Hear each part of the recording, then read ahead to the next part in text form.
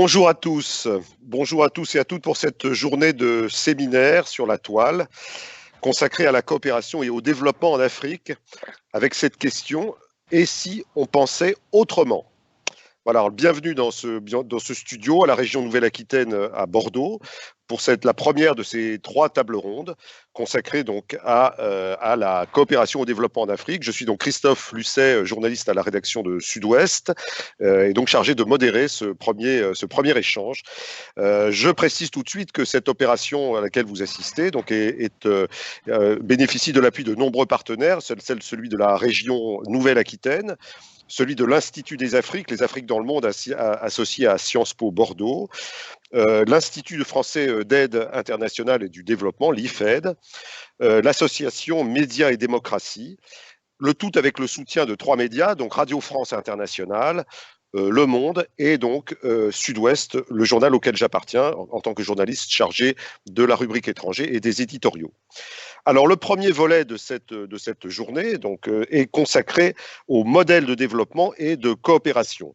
Avec cette question, est-ce que l'on peut co-construire les modèles de développement ? Autrement dit, quels rapports peuvent être établis, nouveaux rapports entre les bailleurs de fonds et ceux qui les reçoivent, comment bâtir des projets de manière coopérative, horizontale et j'allais dire équitable.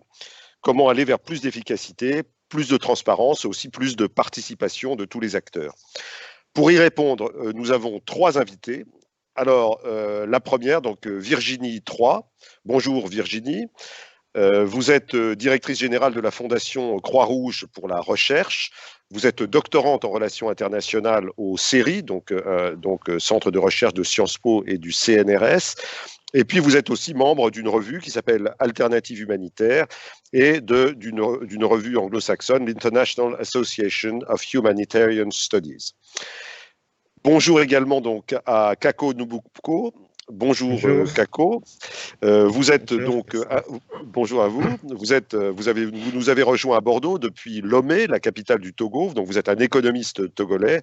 Vous êtes l'un des doyens de cette université africaine. Et donc vous allez nous apporter une approche africaine évidemment fort précieuse et même centrale dans ce débat. Et puis donc un autre économiste. Vous êtes 2 économistes, un économiste français, donc Éric Baird, économiste bordelais. Bonjour Éric Baird, vous êtes professeur d'économie à l'Université de Bordeaux. Vous enseignez la macroéconomie et l'économie du développement. Et vous vous êtes notamment beaucoup penché sur la question de la dette au sens large. Dette, évidemment, c'est un sujet qui concerne largement l'Afrique. Alors, première question à vous 3, et peut-être vais-je me tourner vers Virginie Troy, la première. Que vous êtes l'humanitaire de l'équipe. L'aide au développement, c'est aussi beaucoup de l'aide humanitaire. Alors, il y a aide humanitaire et aide au développement. Je crois qu'il ne faut pas confondre les deux.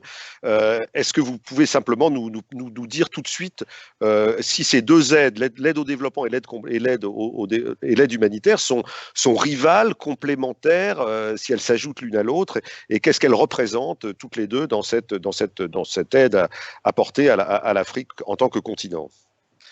Je vous remercie beaucoup. Je voulais remercier les organisateurs. Ça va être difficile de préserver des espaces de débat. Je pense que c'est essentiel. Et voilà, ce qui est fait aujourd'hui, je pense que c'est important qu'on continue de discuter en direct de ces sujets. Bon, alors c'est vrai, penser autrement l'aide de manière générale en Afrique. Aujourd'hui, finalement, penser autrement, ça on le fait depuis longtemps. Bon, il y a de nombreux auteurs. Il n'y a pas une semaine sans qu'il y ait un ouvrage qui paraît. On peut se rappeler de l'ouvrage aussi de Dampisa Moyo sur l'aide fatale il y a quelques années. Donc, je pense que ça va être le moment maintenant d'écouter autrement et d'organiser cette écoute. Pour cela, il faut bien comprendre comment les secteurs fonctionnent. C'est vrai que l'aide humanitaire n'est pas l'aide au développement, même si maintenant on arrive à un dispositif qui est en interdépendance totale. Pour vous donner une petite idée, un petit cadrage en économie politique, sur les chiffres, l'aide au développement, si on prend les pays membres du comité d'aide au développement de l'OCDE, c'est environ en 2017 146 milliards de dollars. S'y rajoutent des pays qui ne sont pas membres de l'OCDE et qui aussi donnent, qui sont les nouveaux donateurs, qui représentent environ 17 milliards. Alors bien sûr, tout ça est à nuancer puisque vous avez aujourd'hui sur sur tout ce qui est les transferts d'argent des diasporas, ça va représenter une somme beaucoup plus importante puisqu'on va parler de 400 milliards de dollars. L'aide au développement, c'est une multiplicité d'acteurs. Vous avez les ONG, le secteur privé, des petites initiatives. Vous avez aussi les financements publics, des financements locaux avec l'aide décentralisée. Alors, où est-ce qu'on place l'aide humanitaire dans ce contexte-là? Alors déjà, c'est pas facile de mesurer l'aide humanitaire, donc il y a un vrai sujet aussi. Le State of the Humanitarian System, qui est une revue qui essaye de le faire, pèse l'aide humanitaire environ à 25 milliards si on prend les financements internationaux. Donc vous avez finalement un secteur humanitaire qui n'a jamais été aussi bien doté, mais un secteur humanitaire qui n'a jamais eu autant de besoins. Donc l'écart se creuse entre les besoins et les financements. Sur l'aide humanitaire, mes collègues vont parler sur l'aide au développement, mais sur l'aide humanitaire, vous avez 3 gros groupes d'acteurs qui sont sur les financements internationaux, les agences de l'ONU, le mouvement Croix-Rouge et Croissant-Rouge avec toutes ces entités et la pléthore d'ONG. Alors, si on prend ces gros financements internationaux, c'est environ 16 milliards chacun. Et bien sûr, nous, on est dans l'aide humanitaire dans un secteur qui se concentre et en même temps se fragmente. Ce qui va être intéressant de voir dans cette conférence, il faut bien rappeler que l'aide humanitaire et l'aide au développement ont des généalogies différentes, si on regarde l'histoire. L'émergence de l'humanitaire moderne laïque, c'est le fin 19e avec la création du Comité international de la Croix-Rouge, le début du droit international humanitaire et aussi des principes qui sont très clairs d'indépendance, d'impartialité, de neutralité, d'humanité. Donc, on a toute cette généalogie à travers ensuite des ONG, des mouvements internationaux. L'aide au développement, c'est un peu différent. On est dans des logiques de reconstruction d'après-guerre mondiale avec des acteurs qui se mettent en place et vont financer et se tourner vers l'Afrique. En fait, aujourd'hui, c'est comment ces acteurs qui sont communs finalement aux deux modus operandi finalement vont constituer des systèmes très complexes avec des interdépendances multiples et aujourd'hui, voir dans cette énorme coopération qui est oubliée, qui ne co-construit pas, qui construit, mais peut-être pas très bien, où sont les failles, mais on arrive effectivement à des systèmes qui sont intercorrélés aujourd'hui et qui sont très interdépendants. Alors, merci beaucoup Virginie III. Alors Kako Nobuko, vu depuis l'Afrique, il y a une complexité très grande de ces canaux de l'aide. Donc Virginie III vient de donner un petit peu les grandes masses. Quelle est à votre avis, quelle a été l'évolution vue d'Afrique de cette aide? Est-ce que il y a eu de grands changements dans les équilibres? Vous venez d'un pays de l'ère francophone où au départ probablement donc l'aide publique française était majoritaire. Aujourd'hui, dans un pays comme le Togo, par exemple, prenons l'exemple du Togo, quelle est aujourd'hui la structure de l'aide qui est apportée à votre pays et en quoi y a-t-il aujourd'hui une co-construction, c'est-à-dire une participation active du pays et de ses forces vives dans l'aide qui lui est apportée? Oui. Virginie le disait tout à l'heure, c'est-à-dire qu'à la fin de la Seconde Guerre mondiale, comme vous savez, on a eu le plan Marshall en Europe, et pour l'Afrique, c'était un peu le même principe, c'est de dire qu'il y a un gap entre l'épargne et l'investissement. Globalement, c'est ça. Le rôle de l'aide pour un économiste de base, c'est assurer l'écart entre les besoins en investissement des économies et la disponibilité de l'épargne nationale. Et donc, à partir de là, le gap, il peut être comblé de plusieurs façons. Au départ, ce qu'on appelle les bailleurs traditionnels, issus de l'histoire coloniale, ils avaient le monopole de l'aide publique au développement.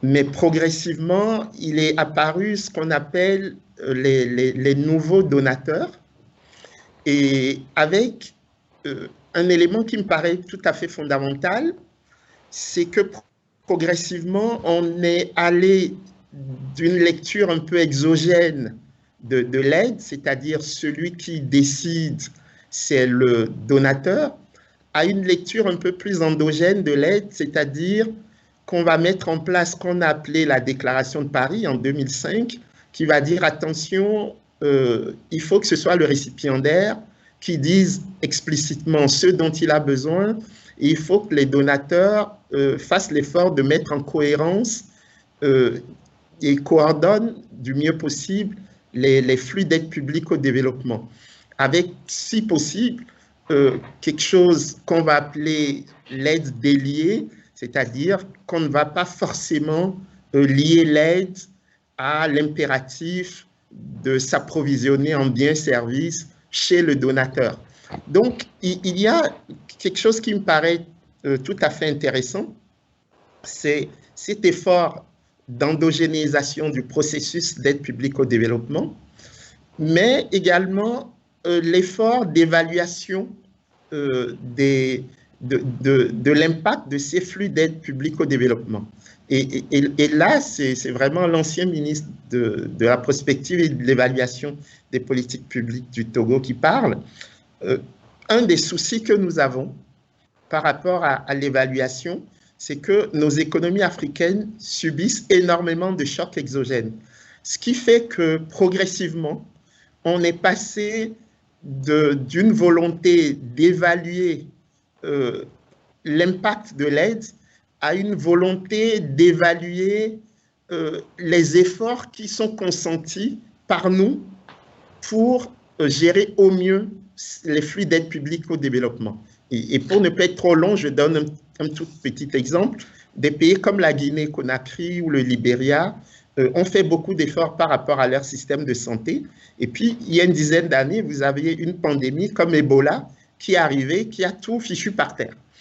Et donc, vous voyez que là, vous allez vous retrouver avec un hiatus entre les efforts consentis progressivement par les pouvoirs publics et puis un choc exogène qui fait que vous êtes incapable de dire clairement quelle est la part qui doit être imputée aux récipiendaires dans ce qui se passe. Donc, je crois que c'est quelque chose qui rejoint tout à fait ce qu'a dit Virginie, cette question de gestion des temporalités, ce qui est pérenne, ce que nous savons gérer progressivement, et ce qui relève de l'humanitaire, qui est souvent lié aussi au caractère soudain, imprévisible d'un certain nombre de chocs. Merci beaucoup, Kako Numbuko. Alors, je me tourne vers Eric Baird. Eric Baird, on a parlé de la diversité, des sources de financement de l'aide au développement et de l'aide humanitaire, et puis aussi des chocs exogènes, comme vient de le dire notre ami togolais. Donc ces chocs exogènes qui, évidemment, peuvent, le dernier en date étant évidemment cette pandémie de Covid-19 qui affecte la planète entière, mais évidemment tout particulièrement un continent comme l'Afrique. Qu'est-ce que vous avez envie de dire sur l'évolution de cette, je dirais, un peu du paradigme de l'aide. Il y a des sources traditionnelles, des nouveaux acteurs, il y a ces chocs exogènes. Comment aujourd'hui se présente la situation de l'Afrique à l'échelle macroéconomique sur cette question de l'aide au développement? Est-ce que l'Afrique aujourd'hui est dans une position d'équilibre ou de déséquilibre par rapport à cette aide?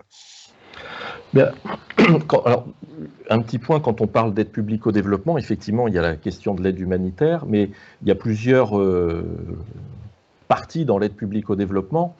Il y a l'aide humanitaire, bien évidemment, il y a l'aide alimentaire, il y a ce qu'on appelle l'assistance technique, de la formation de fonctionnaires de pays en développement, ou l'accueil d'étudiants étrangers dans les universités des pays dits développés. Il y a l'aide projet, effectivement, où on va financer pour la réalisation d'une infrastructure particulière, d'un hôpital, d'une école, ou que sais-je. Et puis il y a l'aide aussi visant à pallier les déficits, les déséquilibres macroéconomiques des pays, notamment les déséquilibres budgétaires. Le problème qui se pose à l'Afrique, comme à tous les pays du monde, c'est comment on finance son développement. Donc l'aide publique au développement est une partie de la réponse, mais je dirais que ce n'est pas la principale partie, puisque les flux financiers, les flux monétaires dirigés vers l'Afrique, Virginie le rappelait tout à l'heure, les envois de fonds de migrants, des diasporas africaines représentent une source extrêmement importante et qui du coup au moment de cette crise sanitaire, bien ces envois de fonds de migrants, on s'aperçoit qu'ils ont diminué d'environ 20%, ce qui est loin d'être négligeable. Et puis vous avez aussi d'autres types de financement, les investissements étrangers, qui là aussi, avec la crise, ont tendance à ralentir. Et puis la question de la dette, puisque Kako le disait tout à l'heure, la question c'est comment on investit et surtout comment on finance ces investissements. Et ces investissements, ils vont être financés par la dette et en particulier par la dette extérieure. Et donc là, les acteurs qui sont en jeu dans tout ça, ce sont les États, ce sont les institutions internationales, le Fonds monétaire international et la Banque mondiale en premier lieu, et ce sont des acteurs privés. Les financements sont aussi obtenus auprès d'acteurs privés, que ce soit des banques internationales, des fonds de pension, des fonds d'investissement, etc. Et là, la crise actuelle, elle montre que les pays africains, comme les autres, font face à une récession extrêmement importante. Le FMI anticipe que la chute du PIB en moyenne, on devrait avoir des taux de croissance économique en moyenne en Afrique de moins 3,2%. Donc l'Afrique va aussi être durement touchée par les suites économiques de cette crise sanitaire, donc beaucoup moins de rentrée d'argent, une récession économique mondiale, donc des problèmes pour exporter, récupérer des devises permettant de financer, de rembourser la dette et donc de financer l'investissement, ce qui amène à une situation où un certain nombre de pays aujourd'hui sont quasiment en situation de défaut de paiement. Donc je suppose qu'on reviendra par la suite sur les initiatives qui se sont mises en place justement pour essayer de soutenir les économies africaines touchées massivement par cette crise économique. Je me tourne vers Kako Nububko à nouveau pour vous demander si on a souvent l'habitude de parler de l'Afrique comme d'un continent qui reçoit de l'aide, mais donc il faut peut-être aussi nuancer cet aspect-là et peut-être parler aussi rapidement, mais c'est important, y a-t-il des pays d'Afrique où ce fameux fossé, ce gap dont vous parliez entre l'épargne et l'investissement a pu être comblé, et est-ce que donc du coup certains pays africains ont déjà pu opérer le décollage, c'est-à-dire est-ce que l'aide au développement et l'aide humanitaire a dans certains cas déjà eu un effet positif permettant à certains pays, j'allais dire, de se débrouiller tout seul, c'est-à-dire d'enclencher un développement endogène et finalement de devenir peut-être moins récipiendaire d'une aide, peut-être même bailleurs à leur tour dans leur sous-région ou à l'étranger. Y a-t-il des exemples? Et est-ce que l'on est toujours dans un schéma où l'on parle toujours de l'Afrique comme un pays, comme un continent qui reçoit de l'aide et qui encaisse des chocs et des chocs dont le dernier en date, nous venons d'en parler. Oui, et c'est ce que Eric vient de mettre en évidence, c'est-à-dire qu'on a une complexité des choses.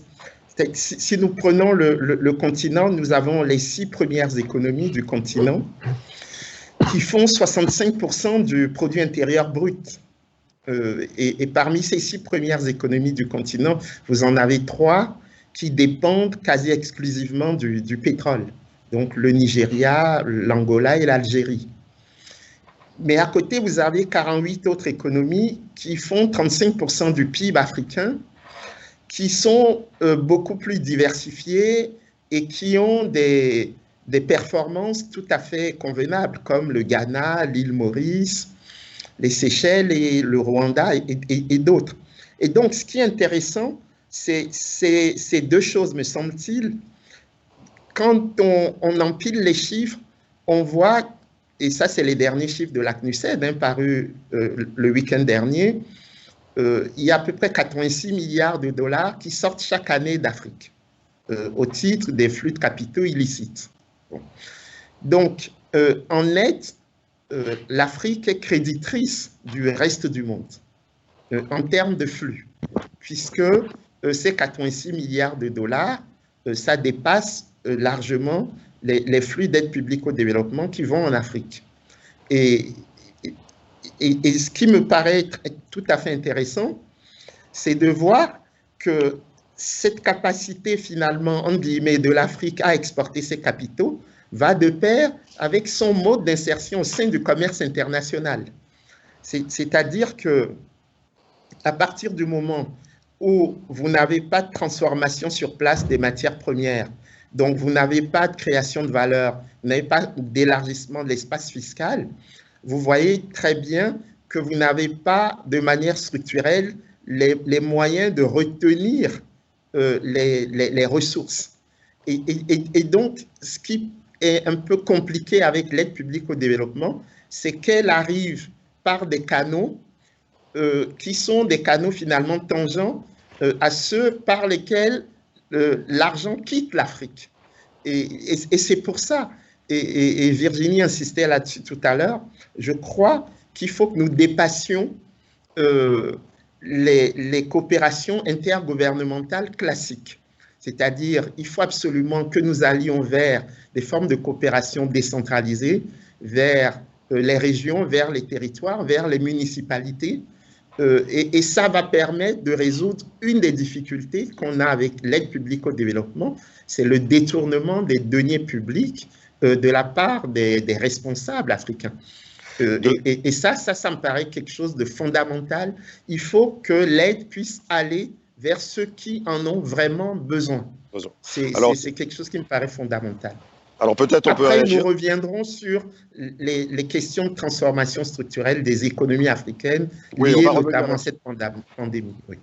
On va y revenir, mais peut-être puisque vous nous tendez la perche, Virginie III, je suppose que vous avez beaucoup d'exemples en tête. J'ai lu ce matin les deux excellentes pages de nos confrères du Monde sur la coopération décentralisée au Bénin ou au Sénégal, avec l'intervention directe de collectivités territoriales françaises au profit de projets locaux de transformation agricole pour donc une meilleure organisation des populations locales, une meilleure rémunération des acteurs et des agriculteurs.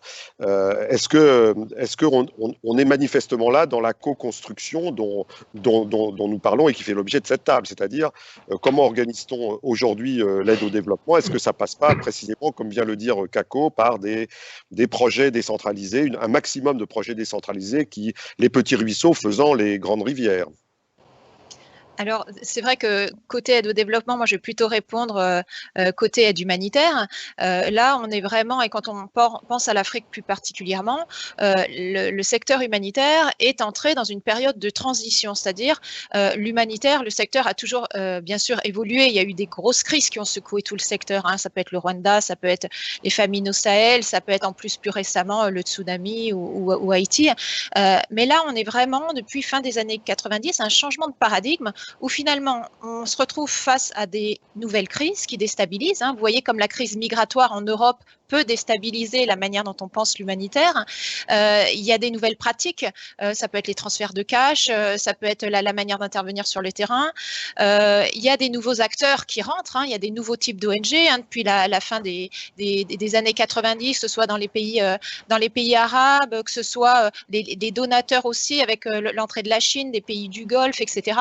Donc on se rend compte que cette aide qui était complètement occidentalo-centrée s'élargit, et finalement cette transition humanitaire, ce que va être le nouveau paradigme ou les nouveaux paradigmes, on ne le saisit pas assez encore. Le problème, comme vous dites, pour penser la co-construction ou la coopération à tous les niveaux, faut-il des éléments. Nous, la Fondation Croix-Rouge française, ce qu'on a essayé de faire, c'est de se dire, pour penser ces coopérations, pour anticiper sur ces nouveaux paradigmes, on est obligé d'entendre la voix de chacun. Et il y a une partie qu'on n'a pas assez entendue, c'est la recherche en Afrique. Donc, on a vraiment décidé de lancer un débat sur cette transition humanitaire, mais en écoutant, en finançant beaucoup plus nos collègues d'Afrique de l'Ouest, d'Afrique centrale, d'Afrique de l'Est, pour comprendre, eux, leur vision et leurs analyses sur cette période de transition, et non seulement s'appuyer sur des besoins, mais s'appuyer aussi sur d'autres perspectives et finalement sur l'histoire que l'Afrique peut aussi nous livrer de l'aide humanitaire, de ses expériences, des mécanismes sociaux qu'elle observe. Et finalement, on se rend compte que en regardant autrement, les solutions sur des mécanismes de coopération et ce qui a changé devient assez évident, puisqu'on va essayer de connecter le conjoncturel, la situation de crise aiguë, avec le structurel et le long terme. Donc effectivement, une crise de malnutrition, ça peut être réfléchir plus largement sur l'agriculture. Une crise, un post-conflit où l'humanitaire va être très présent, ça peut être réfléchir sur le foncier ou sur la citoyenneté. Et c'est ça qui est complexe aujourd'hui, c'est comment organiser ce débat et ces réformes sur un système aujourd'hui qui a beaucoup évolué, qui s'est beaucoup remis en question, on peut lui reconnaître ça, mais qui aujourd'hui n'est pas adapté aux besoins du 21e siècle. Donc il faut aussi qu'on mette en place ces changements à tous les niveaux. Alors, vous ne m'avez pas vraiment répondu sur ma petite question sur la coopération décentralisée, ces collectivités, par exemple françaises, mais ou d'autres pays bien sûr, qui s'intéressent à une situation précise, locale. La co-construction, pour qu'elle soit concrète, est-ce que ce n'est pas justement d'additionner toutes ces initiatives pour évidemment élargir les bénéficiaires, à condition peut-être qu'il y ait aussi un projet derrière, un projet national, un projet international de coordination. Comment Kako Nubukko, sur ses expériences en Afrique qui mettent en jeu des acteurs internationaux non étatiques, est-ce que c'est une tendance forte et une tendance efficace et souhaitable? Oui, ce qui se passe, et je crois que Virginie le met en évidence lorsqu'elle parle de transition, c'est que nous sortons de 40 ans de programmes d'ajustement structurel portés par le Fonds monétaire international et la Banque mondiale. Et le paradigme dominant durant ces 40 ans, c'est quand même le retrait de l'État et donc le retrait de la puissance publique par rapport à des missions de service public. Or, la spécificité africaine, c'est que nous avons une double défaillance. Nous avons une défaillance de l'État, qui est souvent mise en évidence par les néolibéraux, mais nous avons aussi une défaillance du marché. Et donc, comment vous gérez les politiques publiques dans des situations où vous avez ces deux défaillances, de l'État et du marché? Et c'est pour ça que nous avons besoin de solutions innovantes. Pour donner des exemples concrets, aujourd'hui, nous avons un mal fou à faire le distinguo entre l'aide et la dette. Quand vous prenez aujourd'hui l'aide chinoise, avec ses répercussions, vous voyez que la dette africaine qui fait 771 milliards de dollars à peu près, vous avez 17% qui est dû à la Chine. Mais vous n'êtes pas dans des mécanismes standards d'aide publique au développement, notamment la question des concessionnalités, c'est-à-dire avec des éléments d'au moins 35% des financements. Et donc, on se retrouve d'un côté avec de nouveaux bailleurs qui n'appartiennent pas au Club de Paris, donc qui ne respectent pas les règles établies depuis 50 ans par rapport au fonctionnement de l'aide. Et puis, vous avez en même temps, Eric le soulignait tout à l'heure, une montée en puissance du privé. Il faut savoir que la dette africaine vis-à-vis du secteur privé, aujourd'hui, c'est 40% de la dette. Et elle a doublé en 10 ans, cette dette vis-à-vis du secteur privé. Et donc, vous voyez, derrière l'aide, vous avez la question de la dette, la question des modalités de remboursement de cette dette et la question qui m'interpelle en tant que dirigeant africain, la question de la bonne gouvernance. Ce qui me surprend toujours, c'est des pays pétroliers qui vont solliciter de l'aide publique au développement, alors même que vous avez des milliardaires dans ces pays et dans des pays où vous n'avez pas d'hôpitaux, vous n'avez pas d'écoles, vous n'avez pas de dispensaires, vous n'avez pas d'eau potable, vous n'avez pas d'électricité. Et donc, c'est cette co-construction que nous appelons de nos voeux, il faut qu'elle soit symétrique, puisque même la colonisation fut une co-construction, mais elle était asymétrique. Donc, nous voulons parler d'égal à égal avec le reste du monde, mais nous voulons aussi mettre au cœur de l'agenda les impératifs actuels, c'est-à-dire des économies plus sobres en carbone, des économies où on va jouer la carte de la proximité, et puis une redistribution équitable des produits nationaux.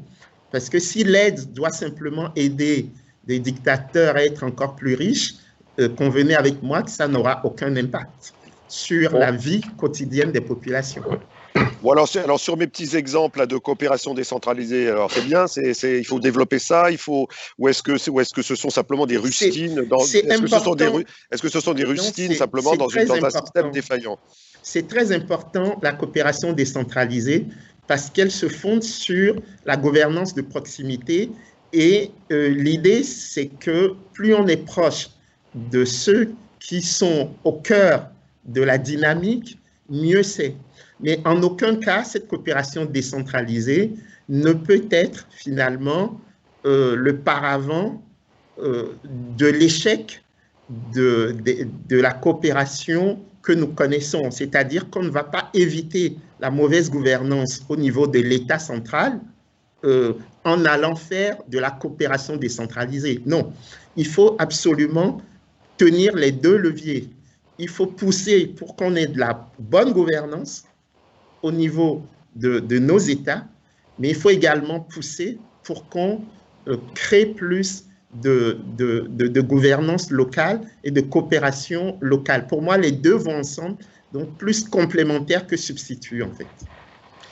Alors, Éric Baird, qu'est-ce que ça vous inspire? Est-ce que cette affaire, bon, on est dans la moi j'étais en train de poser une question de microéconomie, mais au fond, le problème le plus important, c'est peut-être effectivement de régler, comme le dit votre collègue togolais, de régler, s'il est possible, cette question de la bonne gouvernance. Elle est sur toutes les lèvres. Et puis, est-ce qu'on n'a pas l'impression qu'elle a beaucoup progressé?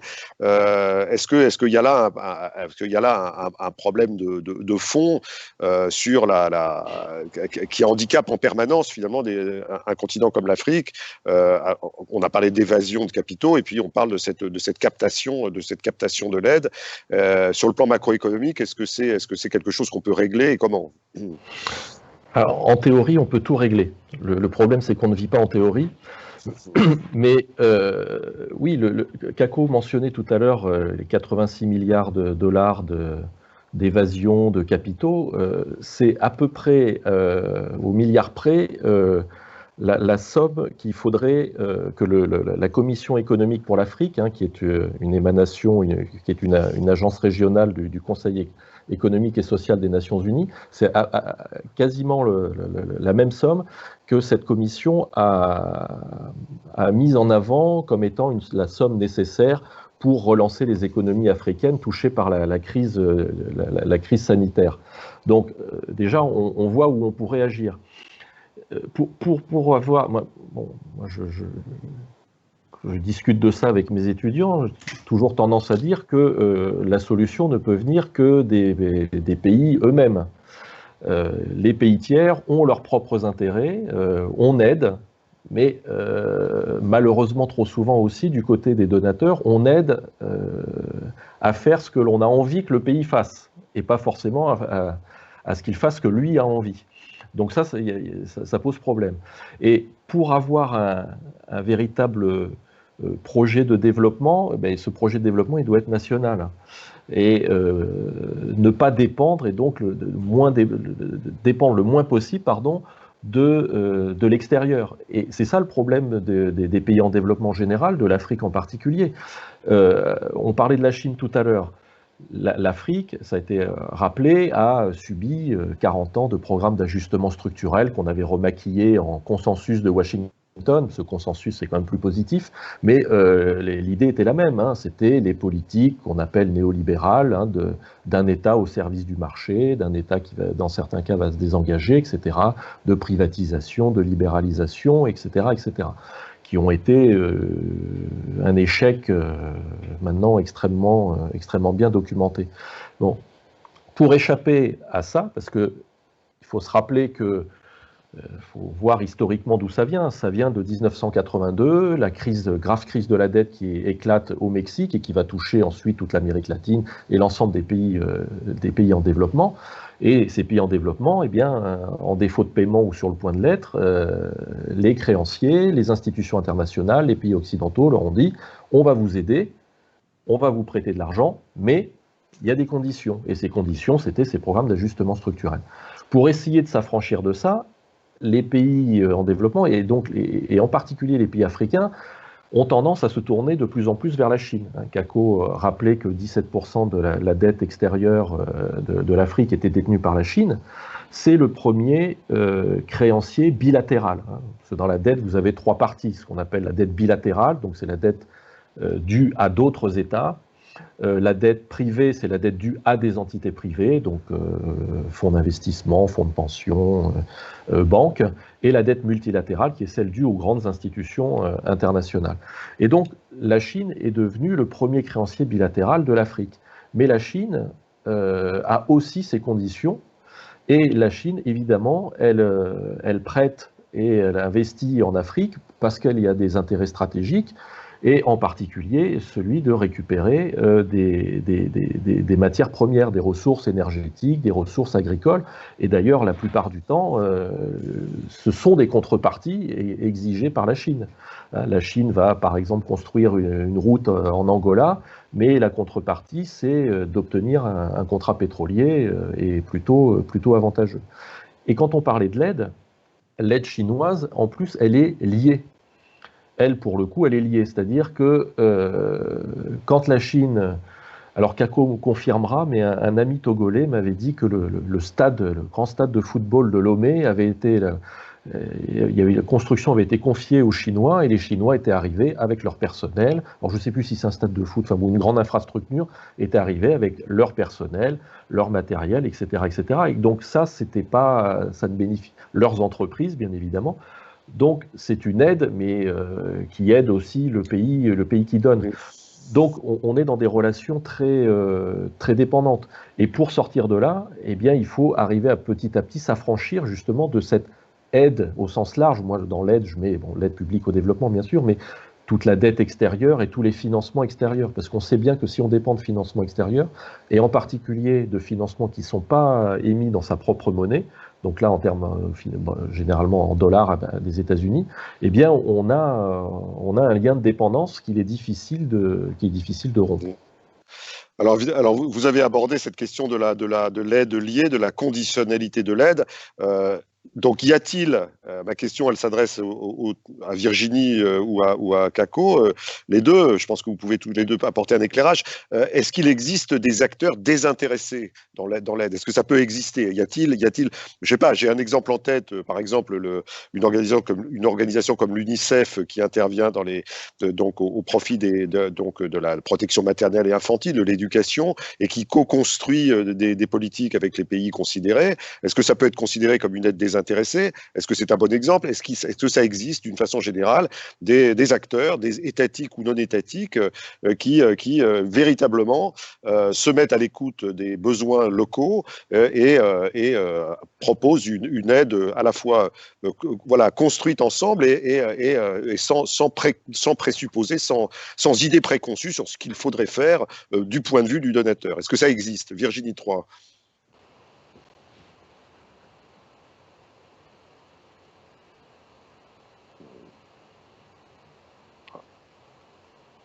Le micro est coupé. Virginie, je crois que vous avez coupé. Oui, tout à fait. Non, c'est bon, j'ai récupéré. Là, vous touchez un point vraiment particulier parce qu'on est vraiment sur le fondement de ce qui fait la différence des acteurs et du jeu des acteurs. Si on prend les théories réalistes, État égale intérêt.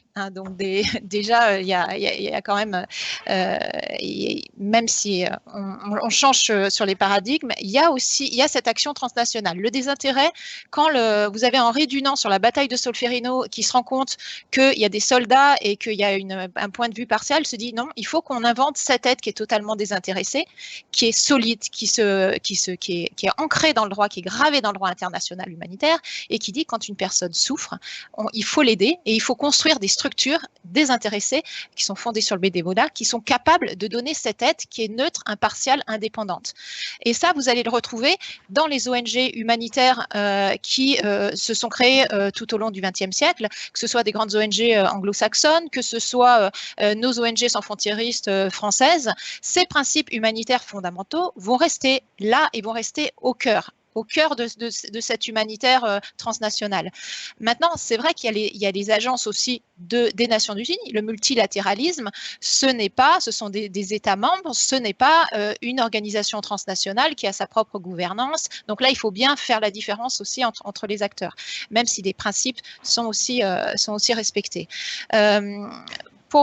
Pour vous dire sur ces questions-là, ce qui va être intéressant, c'est justement comment les différents acteurs, que ce soit les acteurs désintéressés ou les acteurs qui préservent leur intérêt, vont en fait réussir ou pas à travailler ensemble, parfois à s'allier, parfois à se défier, parfois en mettant des garde-fous, en plaçant des alertes.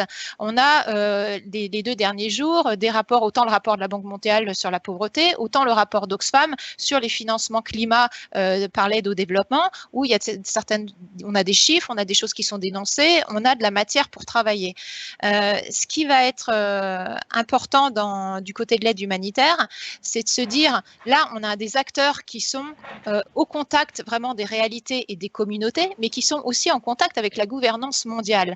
Donc, ce qui est intéressant avec les acteurs transnationaux, enfin que ce soit les acteurs Croix-Rouge, les ONG transnationales humanitaires, c'est finalement comment elles vont pouvoir aider à créer des connexions, à être connecteurs entre ces réalités locales ou communautaires, les besoins des gens, ce qu'ils vivent, et finalement les mécanismes à un niveau beaucoup plutôt macro et de gouvernance mondiale, où on se dit comment on arrive finalement à mieux organiser ces normes internationales et les réponses aux différentes typologies de crise aux réalités locales. Et ça, c'est vraiment, je pense, quelque chose qu'a révélé la crise de Covid-19.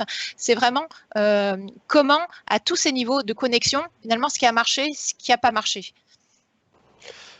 Kako Numbuko sur cette affaire du désintéressement entre guillemets de l'aide, est-ce que ça existe et comment dans l'exemple peut-être l'exemple togolais, peut-être vous pourriez peut-être nous parler de l'exemple togolais en matière d'aide, l'expérience que vous avez sur les bonnes coopérations et les moins bonnes. Oui, c'est très intéressant. Pourquoi? Parce que moi, comme je suis du côté du récipiendaire, je ne peux pas vous dire si celui qui donne l'aide est de bonne foi ou pas, s'il est intéressé ou s'il est désintéressé. C'est lui qui peut le savoir. En revanche, ce que moi je peux dire, c'est que l'Afrique ne peut pas continuer à être dans ce que j'appelle la dictature des urgences. C'est-à-dire que nous ne pouvons avoir de vraies co-constructions symétriques et équitables que si l'Afrique arrive à construire son paradigme de développement. Et c'est comme ça qu'elle peut être une interlocutrice digne de ce nom. Parce que 60 ans après les indépendances, on ne peut pas avoir le discours sur l'aide publique au développement comme on pouvait l'avoir en 1960. Et donc, ce qui me paraît passionnant dans la période qui démarre et qui est mise en évidence avec cette pandémie, c'est que pour la première fois, on autorise l'Afrique à penser elle-même son process de développement. Comme je l'ai dit tout à l'heure, pendant 40 ans, nous avons eu le consensus de Washington où on a fait passer de simples logiques gestionnaires comme des projets de société. Eh bien non, là on se rend compte que le marché ne peut pas tout faire. Voilà. Et qu'il fallait que les populations africaines co-construisent une vision partagée de l'avenir. Et c'est sur la base de cette vision partagée de l'avenir qu'on peut négocier d'égal à égal avec le reste du monde. Parce qu'il ne faut jamais oublier que là, vous avez une population dont la taille double tous les 25 ans, que nous serons 2 milliards en 2050. Okay. Donc, de toutes les façons, les flux financiers qui viendront du reste du monde ne suffiront certainement pas pour le développement de l'Afrique. Et l'Afrique a aujourd'hui les moyens de se développer par elle-même. Nous avons toutes les matières premières du monde, mais nous ne les exploitons pas. Nous ne créons pas d'emplois et nous ne créons pas ce que j'appelle cette transformation de nos structures. Et donc, si l'aide était vraiment désintéressée, elle viendrait dans les secteurs où on pourrait créer des emplois pour la jeunesse africaine. Nous savons que dans les 40 ans à venir, nous allons avoir 600 millions de jeunes africains sur le marché du travail, à raison de 15 millions par an. Vous l'avez dit tout à l'heure, je suis doyen d'une faculté de sciences économiques et de gestion de l'Université de Lomé. J'ai 15 000 étudiants dans ma faculté. Et mon obsession, c'est de savoir ce que vont devenir ces 15 000 étudiants lorsqu'ils vont sortir diplômés. Donc, vous voyez, on ne peut pas simplement parler de l'aide un peu comme le fardeau de l'homme blanc. Il faut aujourd'hui concevoir la question de l'aide comme une question dans la co-construction équitable entre des continents, des nations qui vont jouer d'égal à égal dans les prochaines années, dans les prochaines décennies. Merci. Alors, je me tourne vers Éric Baird. On parle assez facilement de l'Afrique en général, mais évidemment, l'Afrique, ça veut pas forcément dire grand-chose, puisque même si c'est une unité humaine et de civilisation, mais malgré tout, vous l'avez rappelé, ce sont des économies très différentes, ce sont 54 États qui ont chacun leur agenda politique, économique, qui ont chacun leurs relations et leurs partenaires. Donc, dans quelle mesure est-ce qu'on peut parler d'une Afrique unifiée par rapport à cette question de l'aide au développement de l'aide humanitaire? Est-ce qu'il ne faudrait pas plutôt quand même avoir une approche beaucoup plus diversifiée des intérêts de chacun de ces pays africains en fonction de leur population, de leurs ressources, de leur histoire récente, voilà, et de leurs objectifs? Oui, tout à fait. Il n'y a pas une Afrique, il y a des Afriques. Bon, déjà, la situation des pays qu'on appelle les pays d'Afrique subsaharienne n'est pas celle des pays d'Afrique du Nord. Et puis, même à l'intérieur, vous avez des économies qu'on qualifie d'émergentes, hein, l'Afrique du Sud, par exemple. Et puis, vous avez le groupe qu'on appelle les pays les moins avancés, qui regroupe 49 ou 50 pays et dont la très grande majorité sont des pays d'Afrique subsaharienne. Donc évidemment, vous avez, quand vous parlez de l'Afrique, évidemment, si vous parlez de l'Afrique du Sud et, je ne sais pas, de la République centrafricaine, vous avez des pays avec des caractéristiques extrêmement différentes. Donc, ça devrait nous pousser à avoir une aide qui soit dirigée plus massivement vers les pays qui en ont le plus besoin. Mais pour répondre à une question que vous avez aussi posée précédemment, on s'aperçoit que l'aide est dirigée, que les pays donateurs dirigent leur aide quand même assez régulièrement en fonction de considérations plutôt politiques, géopolitiques, géostratégiques, ce que vous voulez, et pas en fonction de questions d'une dimension économique. Si on regarde les pays qui reçoivent le plus d'aide, c'est en aucun cas les pays les moins avancés. Mais on retrouve des pays qui ont un intérêt stratégique pour tel ou tel pays donateur. Donc il y a évidemment qu'il faut quelque chose qui se fasse dans la co-construction. Kako mentionnait que l'Afrique a tout ce qu'il faut, notamment en termes de ressources naturelles, mais paradoxalement, on le sait en économie du développement, il y a ce qu'on appelle la malédiction des ressources naturelles, parce que justement, elle occasionne tout un tas de velléités de se les approprier, que ce soit à l'intérieur des pays, et avec des conflits à l'intérieur des pays, ou avec des pays tiers qui souhaitent aussi récupérer ces ressources naturelles à bon prix ou à bas prix. Donc, là encore, pour arriver à co-construire, ça voudrait dire qu'on soit dans une logique de coopération. Ce qui n'est malheureusement pas la logique actuelle, où on est dans une logique où la compétition est reine, où il faut être meilleur que son voisin, lui marcher dessus si possible pour devenir meilleur. Donc il y a aussi tout cet apprentissage, je veux dire, à reprendre pour montrer que précisément c'est en coopérant que le résultat final sera meilleur pour tout le monde. Kako Numubko voulait réagir là sur cette diversité des situations africaines, hein, parce qu'on ne peut pas parler de l'Afrique globale, hein, c'est pas possible. Quand on parle d'aide au développement et d'aide humanitaire, c'est pas possible.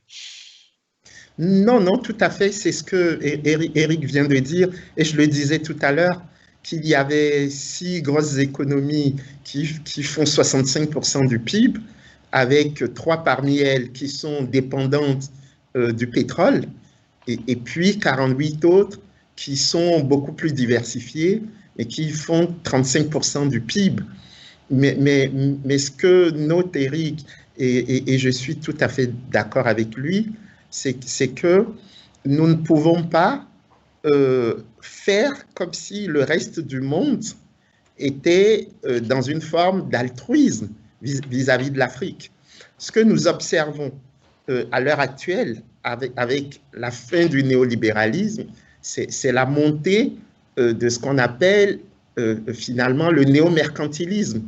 Je veux dire, l'Afrique aujourd'hui, c'est quand même un terrain de compétition rude entre la Russie, la Chine, la France, les États-Unis, l'Allemagne et d'autres. C'est pour ça que je disais tout à l'heure que face à cet appétit vorace des émergents qui viennent concurrencer les bailleurs de fonds traditionnels, il faut absolument qu'on développe un narratif africain puissant, notamment autour du panafricanisme, parce que là, c'est quand même la seule région du monde qui applaudit le multilatéralisme aujourd'hui. Je veux dire, nous sommes dans des processus qui dépassent les États-nations. Avec la zone de libre-échange continentale, par exemple, que nous sommes en train de mettre en place, on voit bien qu'il y a une puissance africaine qui monte avec un narratif tout à fait important et qui va faire le contrepoids des nouvelles routes de la soie de la Chine, par exemple. Et ça, vous voyez, par rapport à ça, l'aide ne peut pas s'inscrire comme étant quelque chose qui va aider l'Afrique à se développer. Ça, c'est faux, c'est terminé, ça.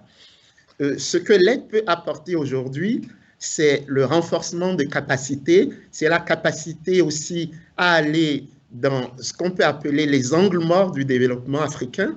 Et on le voit bien avec cette pandémie de Covid, que le secteur de la santé n'a absolument pas été développé en Afrique. Et ça, je pense que ce sont des niches dans lesquelles l'aide publique au développement pourrait très bien s'investir et pour le bien commun. Alors, on le voit, toute l'Afrique, comme le reste du monde d'ailleurs, est frappée de plein fouet par la pandémie de Covid-19, avec des conséquences. Vous avez parlé du système de santé qui évidemment souffre comme partout. Est-ce que Virginie III, je me tourne vers vous, est-ce que vous considérez qu'à l'heure actuelle, cette épidémie a eu pour conséquence plutôt de provoquer un élan salutaire et collectif des pays africains pour aller vers de nouvelles solutions, ou est-ce qu'au contraire ça a contribué plutôt à recroqueviller les pays sur leurs problèmes locaux, en essayant de colmater les brèches créées par le bouclage des économies, par la montée de la pauvreté? D'accord. Alors, juste pour faire suite à ce que disait Kako, c'est vrai que je pense qu'il ne faut pas parler de la construction au futur parce qu'elle arrive, elle est déjà là et parfois on ne la regarde pas assez. C'est-à-dire il y a des choses qui changent, qui sont très vite, qu'on ne voit pas, qu'on n'observe pas assez, qui marchent bien, et des choses qui ne changent pas du tout. Dans les choses qui changent et dans les co-constructions qui fonctionnent aujourd'hui, d'un point de vue aussi du secteur humanitaire, on parle souvent du nexus humanitaire développement, mais en fait, ce qui est beaucoup plus intéressant, comme rappellent mes collègues, c'est de travailler en fait à la reconnexion avec les politiques publiques et aussi à la connexion à l'action sociale. Aujourd'hui, par exemple, dans ce qui est la réponse aux catastrophes, dans l'océan Indien, il y a eu des énormes progrès de fait sur des bureaux nationaux de gestion de risques et catastrophes, sur des systèmes d'alerte, sur des plans de réponse, avec des bureaux aussi, un bureau qui a été créé par exemple en Éthiopie. Aujourd'hui, sur ces counties qui sont les plus arides au Kenya, ils ont mis en place avec les acteurs ce qu'on appelle le HNSP, c'est-à-dire une espèce de couverture sociale en cas de famine qui se débloque. Alors c'est encore des choses en exploration, mais ça fonctionne. Au Sénégal, on ne peut pas non plus parler des ONG humanitaires comme si c'était des ONG occidentales. Hein. On a des grandes ONG en Afrique et des ONG transnationales qui sont des réseaux du Sud, qui fonctionnent depuis les années 60 et qui font un travail extraordinaire. Donc ça, je pense qu'il faut mieux observer aussi en termes de coopération, de construction et d'acteurs, ce qui marche bien et ce qui va très vite aussi en Afrique. Ce qui ne change pas, et ça c'est important pour la question que vous posez sur la pandémie, et ça a été une des conclusions du sommet humanitaire mondial. Hein, en 2016, c'est la première fois que le secrétaire général a décidé d'organiser un sommet qui était dédié à l'humanitaire. C'est la participation des ONG locales et nationales. Quand on regarde les chiffres sur les financements internationaux, en 2014, on n'avait que 0,2% des financements internationaux qui allaient aux ONG locales et nationales. Suite à ça, l'ONU a décidé de mettre en place ce qu'on appelle la localisation de l'aide avec plusieurs instruments, dont celui qu'on appelle le Grand Bargain, qui implique les États à rediriger plus directement de l'aide vers ces ONG locales ou nationales. Et l'objectif était de 25% en 2020. Donc je pense que l'objectif va pas être atteint et il va falloir en reparler. Sur le Covid-19, la question que vous me posez est importante puisque finalement, est-ce que c'est un élan salutaire ou finalement, est-ce que ça recroqueville? Il faut bien garder en tête que les épidémies ont toujours été un facteur de coopération et de mobilisation internationale et de coopération. C'était même un des premiers facteurs depuis la fin du 19e. Il y a des fois où ça a très bien marché. La variole, c'est un exemple quand même extraordinaire où les acteurs ont réussi à se mobiliser pour éradiquer la variole. Ensuite, il y a eu effectivement la vague du VIH-Sida qui finalement s'est rendu compte que ce qu'on avait mis en place n'était pas suffisant, qu'on était submergé, mais que finalement des sociétés civiles en Afrique du Sud, par exemple, se mettaient en marche pour défendre les droits des patients, pour se connecter avec d'autres ONG ou avec d'autres mouvements ou avec d'autres agences pour mettre en place les réformes, être sûr qu'au niveau des brevets des médicaments, il y ait quand même une négociation sur ces sujets. Et finalement, tout continue à évoluer et on a pu finalement construire une réponse au Covid-19. Alors c'est sûr, c'est tellement une déferlante sur le monde et surtout, ça a cette caractéristique que ça va toucher autant les pays bailleurs que les pays traditionnellement bénéficiaires. Donc, quelque part, c'est la première fois que ça arrive. On a une crise sanitaire qui touche autant les donateurs que les bénéficiaires. Et là, on s'est rendu compte qu'il y avait des choses en Afrique sur la santé communautaire, sur des dispositifs d'alerte, sur des nouveaux acteurs qui avaient été mis en place pendant Ebola, qui ont pu être extrêmement réactifs, qui fonctionnaient. Comme on est sur une crise d'urgence et sur une crise d'ampleur, on voit aussi très vite là où les failles se révèlent, là où ça ne fonctionne pas. Et en fait, cette crise va être vraiment, je pense, une opportunité de bien étudier et les failles et ce qui marche, parce qu'évidemment, dans l'urgence, tout est cristallisé, tout est amplifié, et on va pouvoir capitaliser notamment sur les excellents réseaux de recherche qui ont été mis en place en Afrique de l'Ouest, notamment avec des anthropologues de la santé, et sur lesquels vraiment on peut s'appuyer pour cette épidémie. Merci Virginie. Avant de passer aux questions des internautes, peut-être une réaction, Éric Baird et Kako Nububko, sur cette histoire de pandémie, sur les conséquences que peut avoir la pandémie sur la mobilisation des États et des sociétés civiles, ou au contraire sur une sorte de dispersion et un certain découragement aussi. Oui, Éric, prends la parole alors. Éric Baird, oui. Rapidement. Je ne veux pas griller la politesse à Kako. Non, rapidement, il y a un double phénomène, évidemment. Cette crise-là, elle a des effets extrêmement négatifs. Je rappelais sur la croissance. En Afrique, on s'attend à voir une augmentation de 35 millions de pauvres. Donc, c'est pas rien du tout. Mais d'un autre côté, ça peut être l'occasion de repenser ce modèle économique dont, pour faire simple, je qualifiais de néolibéral tout à l'heure, c'est-à-dire un modèle très excessivement ouvert où tout circule partout dans le monde. Un, pour des raisons écologiques. Deux, par la force des choses, puisqu'on s'aperçoit que c'est cette interconnexion extrêmement importante qui a permis aussi au Covid de cette crise de se diffuser d'une façon extrêmement rapide à l'ensemble de la planète. Donc, Kako parlait de politique néo-mercantiliste, mais bon, sans peut-être en arriver totalement là, certains parlent d'une démondialisation. Alors une démondialisation, voilà, il ne s'agit pas de faire peur, c'est pas l'autarcie, mais c'est simplement d'avoir une ouverture qui est plus choisie, respectant un certain nombre de considérations sociales, écologiques, etc. Et ça, c'est vers ça qu'on devrait se tourner. Est-ce que c'est ce que l'on va faire? Bon, pour l'instant, il y a des signaux un peu contradictoires. Si on reparle tout à l'heure de la dette, je pourrais vous en dire 2 mots. Mais comme vous m'avez demandé de faire vite, je m'arrête là pour l'instant. Vous aurez une question sur la dette tout de suite. Kako Nububko, sur la pandémie. Oui, je crois qu'on peut faire une première remarque, c'est que l'Afrique est relativement épargnée. Par rapport aux prévisions alarmistes du début de la pandémie, les statistiques que nous avons montrent que l'Afrique a 3% des décès, alors qu'elle représente 17% de la population mondiale. Donc ça, c'est quelque chose qui me paraît fondamental.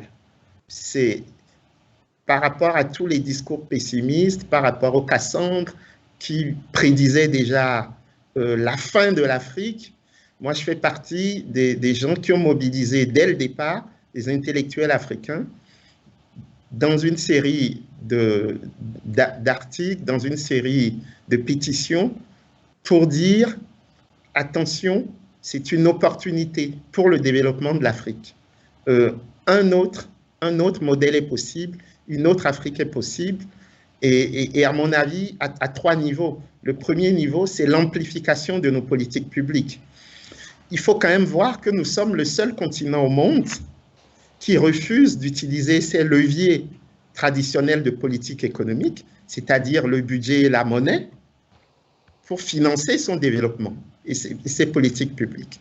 C'est-à-dire que nous utilisons les ressources, les flux d'aide publique au développement pour essayer de nous développer alors que nous avons des instruments de politique économique que nous n'utilisons pas.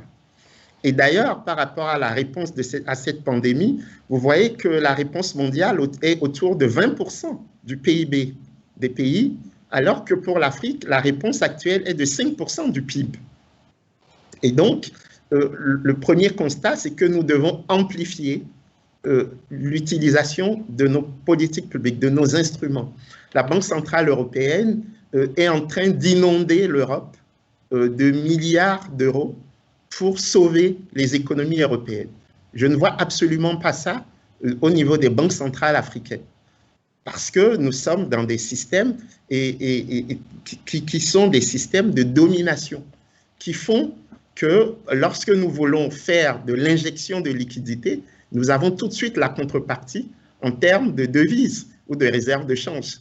Et donc, pour moi, le premier enseignement, c'est reconquérir les instruments de la souveraineté économique. Le deuxième enseignement, c'est, et Eric en parlait tout à l'heure, c'est mettre l'accent sur les circuits courts.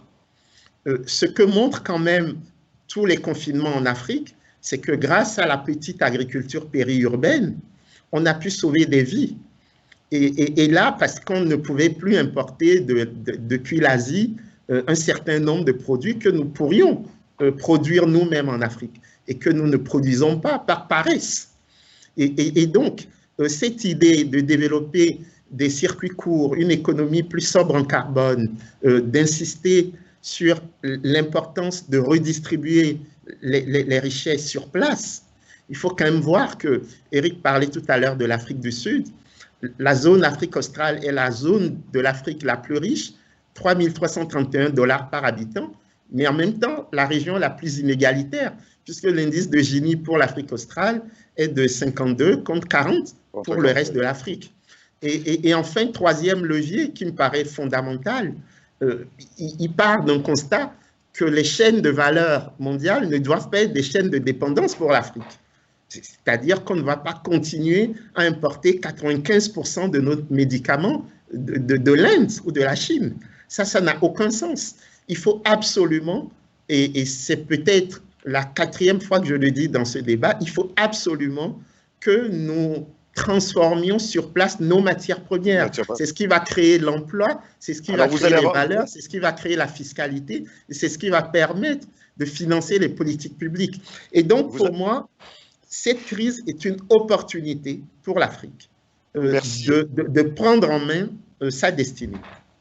Merci beaucoup. Vous allez pouvoir redire un mot tout de suite des ressources naturelles. Donc, nous avons 3 questions d'internautes que je vous pose. Il nous reste 10 minutes, donc c'est pas beaucoup. Alors, je m'adresse à Eric Baird. Question d'un jeune Bordelais, Pierre, qui a 26 ans, qui nous demande pourquoi n'annule-t-on pas la totalité de la dette des pays africains? Voilà, la question est claire. Pourquoi n'annule-t-on pas la totalité des dettes des pays africains? Eh bien, parce que les pays créanciers, enfin les créanciers de manière générale n'y ont pas intérêt, parce que cette dette aussi, c'est un petit outil de domination, hein, il faut bien le dire. Alors, ça ne veut pas dire que rien n'est fait, hein. Le G20 a décidé le 15 avril de mettre en place une initiative dite de suspension du service de la dette, donc qui était pour la dette, les remboursements prévus entre le 1er mai et le 31 décembre de cette année. Il y a quelques jours, cette initiative a été prolongée jusqu'à juin 2021. Donc l'idée, c'est de dire aux pays en développement, hop, stop, vous arrêtez de rembourser. Les échéances qui se courent entre le 1er mai de cette année et puis fin juin 2021, vous ne payez pas parce que pour que vous puissiez vous remettre vos économies à flot et ensuite, quand ça ira mieux, vous repérez. C'est la seule chose qui est proposée pour l'instant. Et en plus, ça concerne cette dette bilatérale, hein, la dette d'État à État. Donc, en fait, ce n'est pas toute la dette qui est sous ce moratoire. Ça représente pour les pays africains entre 10 et 30% de leur dette. Donc, voilà, on autorise les pays africains à ne pas rembourser entre 10 et 30% de leur dette pendant 1 an et demi. Bon, sachant qu'il faudra le rembourser après. Ce faisant, je crois qu'on refait les mêmes erreurs que l'on a faites dans les années 80, je parlais de la crise de la dette des années 80, où on a considéré que la crise c'était une petite crise passagère. Non, c'est une vraie crise structurelle qui, la crise sanitaire met en évidence aussi de façon très criante et très dramatique les échecs extrêmement importants de ces politiques dites néolibérales. Donc, là, on est toujours dans cette logique-là. Alors effectivement, les changements prennent du temps, hein, il faut réagir à ça. Mais des annulations de dettes arriveront tôt ou tard, et le plus tôt serait le mieux, bien évidemment, mais tôt ou tard, les créanciers seront obligés de se mettre autour de la table, comme ça a déjà été fait à plusieurs reprises au cours de l'histoire, pour annuler une partie de cette dette. Pour l'instant, les créanciers privés ne veulent rien entendre. Comme d'habitude, ils vont essayer de refiler la patate chaude aux États et aux institutions financières internationales pour eux mieux s'en sortir. Mais les annulations de dettes arriveront. Alors, ce qu'il faut espérer, c'est que ça ne se passe pas comme à la fin des années 90, avec par exemple l'initiative Pays pauvres très endettés, c'est que ces annulations de dettes soient conditionnées à un nouveau tour de vis de politique néolibérale qui ne sont pas la solution. Merci Eric Baird. Alors la deuxième question, c'est une question d'un Béninois de Cotonou, Francis, 35 ans. Donc je m'adresse à vous, Kakou, puisque c'est votre domaine. Sa question est la suivante: comment l'Afrique peut-elle garder la maîtrise de ses ressources naturelles? Comment peut-elle faire? Comment peut faire les pays, enfin pays par pays, mais voilà, globalement, comment est-ce que l'Afrique peut, qui a des richesses considérables, peut-elle arrêter d'être simplement pillée ou en tout cas céder ces matières premières à vil prix au lieu de les transformer. Oui, c'est exactement ce que vient de dire Eric. C'est-à-dire qu'il faut sortir du cercle vicieux de la dette. Parce que le système tel qu'il fonctionne aujourd'hui, c'est que le FMI vous apporte une aide à la balance des paiements. Ça vous permet de rester dans le jeu international. Et pour rembourser, vous avez besoin de devises. Pour accéder aux devises, vous devez exporter vos matières premières. Et donc, vous restez dans l'insertion primaire au sein du commerce international. Or, si on change de logique, c'est-à-dire qu'on transforme sur place les matières premières, eh bien, là, vous voyez que vous n'aurez plus besoin d'autant de devises qu'auparavant, parce qu'une grande partie des devises, c'est pour financer vos importations. Et donc, le Bénin, par exemple, au lieu d'importer le riz de la Thaïlande, va aider ses producteurs de riz à produire plus de riz. Et Francis va consommer du riz béninois au lieu de consommer du riz parfumé qui vient de Thaïlande. Et de la même façon, au lieu d'importer des véhicules 4x4, de boire du champagne à midi dans nos capitales africaines, eh bien, on va utiliser les moyens de locomotion à notre disposition, qu'on peut créer nous-mêmes. Et donc, ce qui me paraît fondamental, c'est que la question de la dette, c'est une réponse conjoncturelle à des problèmes structurels, ce dont parlait Eric tout à l'heure. Et après, la question, c'est de savoir comment on transforme ces matières premières. Eh bien, je peux vous dire que ça fait des siècles qu'on sait fabriquer des t-shirts en Afrique. On a quand même un artisanat local très, très développé. On a des tisserands en Afrique. Et moi, ce qui me choque, parce que j'ai beaucoup travaillé sur le coton africain, c'est que nous ne transformons que 3% du coton africain. Et donc, nous importons 97% de notre consommation d'habits, de draps. Et donc, on va utiliser le textile chinois pour nous habiller, alors même que nous avons des millions de tonnes de coton que nous produisons chaque année. Donc vous voyez, ce que cette crise nous donne comme opportunité, c'est de dire réveillons-nous, réveillons-nous. Et je pense que 98% de la responsabilité, elle est à notre niveau, au niveau des élites africaines qui n'assurent absolument pas leur mission historique qui consiste à mettre sur un plan de prospérité partagée l'ensemble des populations. C'est ça. Ce qui me gêne autour du discours sur l'abandon ou le moratoire de la dette, c'est qu'on va abandonner de la dette dans des pays où il y a de la mauvaise gouvernance. Et nous sommes déjà sûrs que dans 20 ans, on aura le même débat. Parce que tant que vous n'avez pas de dirigeants qui ont le sens de l'intérêt général, à quoi sert d'abandonner les dettes? Les mêmes choses, les mêmes causes produisent les mêmes effets. Donc, vous voyez, il y a d'un côté l'effort que nous devons faire en matière de crédibilité de la gouvernance africaine et de l'autre côté, ce que j'appelle le test de sincérité, notamment vis-à-vis de la France et des autres bailleurs par rapport à ce qu'ils veulent exactement. Sinon, ça va être des cautères sur des jambes de bois. Merci beaucoup. Donc, c'est là que bon, c'est la matière d'un autre débat et on voit que tout se tient. Mais évidemment, on n'a pas tellement le temps maintenant sur cette table. Il nous reste 2-3 minutes. Donc, je me tourne vers Virginie Troy qui va donc pouvoir clôturer ce débat en répondant à la question de Fatima, 46 ans, qui habite à Rabat, au Maroc, et qui vous pose cette question.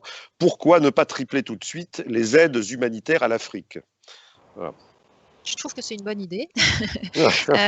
Alors voilà, il faut comprendre les flux de financement. Alors soit effectivement, il y a les agences multilatérales, les agences enfin les organismes multilatéraux qui soient régionaux d'ailleurs, hein, que ce soit l'Union européenne, que ce soit l'ONU.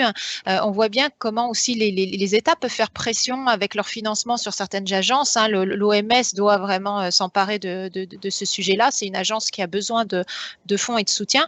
Au niveau des ONG, c'est vrai que les financements viennent de partout. Ça vient autant des financements institutionnels, c'est la générosité du public. Certaines ONG sont pratiquement financées qu'avec la générosité du public, le secteur privé, mais aussi il y a des nouveaux modèles, pour dire aussi à Fatima qui nous pose des questions, il y a surtout des ONG en Afrique, au Liban, au Bangladesh, qui finalement s'organisent pour pas dépenser d'une sorte de générosité ou d'une perspective caritative, qui créent des filières économiques aussi pour nourrir quelque part leur action humanitaire. Donc c'est aussi observer ces modèles de comment on peut fonctionner autrement. Je pense que c'est important aussi quand on parle de co-construction de bien la remettre à tous les niveaux. Niveau du bénéficiaire, c'est juste, on ne peut pas penser autrement, au niveau des programmes, mais aussi au niveau des normes internationales, au niveau des politiques. Et en fait, cette co-construction doit s'établir à tous les niveaux. Si aujourd'hui, on a un mouvement en marge de localisation, ça veut dire que la redistribution n'est pas aussi assurée. Donc, ce n'est pas seulement les montants d'aide, c'est la manière dont ils sont distribués et acquis. Travailler sur les évaluations de ces montants, bien sûr, puisque autant on peut avoir des évaluations très court terme, mais en fait, on s'aperçoit qu'il y a beaucoup 2, 3 ans, 5 ans après, il y a beaucoup de projets qui ne marchent pas et qu'il faut aussi peut-être repenser l'évaluation des projets d'aide au développement et d'aide humanitaire de manière générale. Et puis enfin, pour finir, je dirais, en revenant à la définition de la coopération internationale, si on peut le prendre comme une collaboration entre des acteurs internationaux dont l'idée c'est de participer à une cause commune, c'est vraiment au-delà des montants d'élargir le débat et de revenir à une aide qui est plus éthique. L'éthique, c'est replacer au centre la personne qui est concernée, c'est la justice, c'est bien penser aussi à la non-malfaisance, aux effets pervers, à la bienfaisance. Et je pense que si on en revient à une aide éthique, qu'on discute ensemble avec une concertation beaucoup plus ouverte, avec la participation de toutes les couches de la société, que ce soit les chercheurs, les médias, les étudiants, les jeunes, le secteur privé, le public, je pense qu'on devrait pouvoir avancer et j'espère rester optimiste en dépit du contexte. Virginie Troy, merci beaucoup. Donc, nous arrivons au terme de cette table ronde. Je tiens à remercier chaleureusement nos 3 intervenants. Merci à vous 3 de nous avoir prêté vos lumières sur cette question. Je précise à l'attention des internautes qui nous écoutent que la journée continue. Donc, cet après-midi, 2 autres tables rondes. Donc, vous avez rendez-vous à partir de 14 h pour la 2e table ronde consacrée à l'épidémie de Covid-19, une aubaine pour réformer les systèmes de santé. Et puis, cette journée se terminera par une 3e table ronde à 17 h précise, pendant 1h15 également. Et là, le sujet sera en développement, elles aussi, les sociétés civiles ont leur mot à dire. Voilà, donc merci à vous tous de nous avoir suivis et je vous souhaite un bon appétit et donc une bonne après-midi de débat. Encore un grand merci à nos 3 intervenants et à tous les partenaires de cette opération. Au revoir. Merci beaucoup. Au revoir, merci. Merci, au revoir.